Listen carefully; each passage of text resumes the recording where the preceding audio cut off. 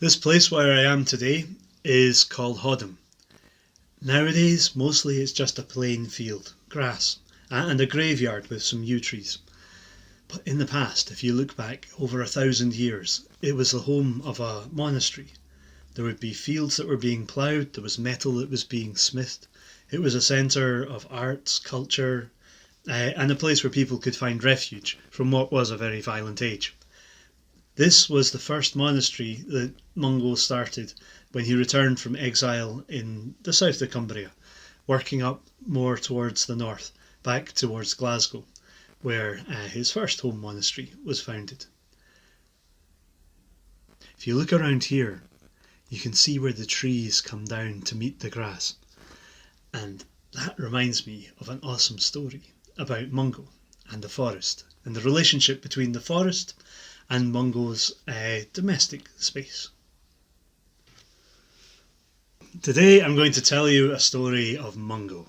Well, Saint Mungo, or Saint Kentergan if you want to give him his posh princely name, because he was the son of a princess and probably the offspring of a prince.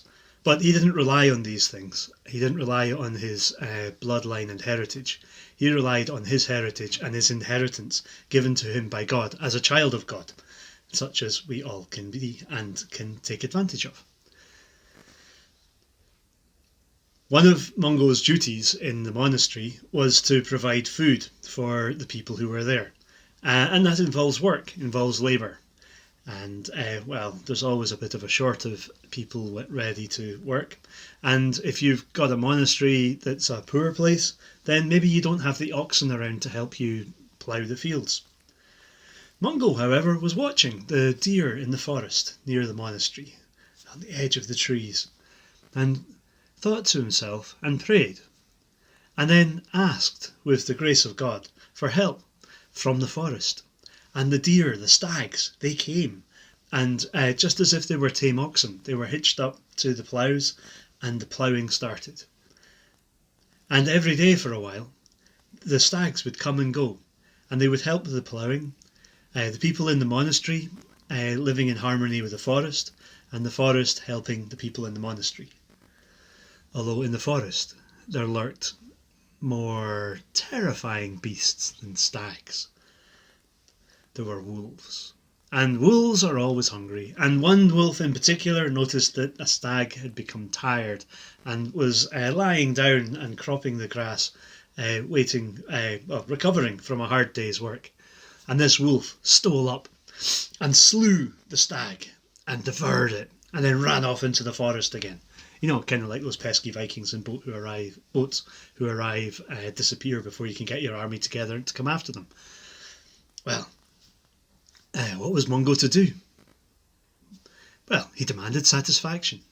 He stood at the edge of the forest and prayed in the name of the Holy Trinity that the wolf who was responsible for this crime would come and pay him satisfaction.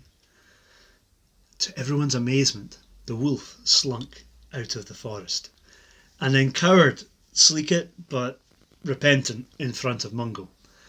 Mungo pronounced the sentence. The wolf would take the place of the stag, and as recompense for the life that had been taken, he would provide work.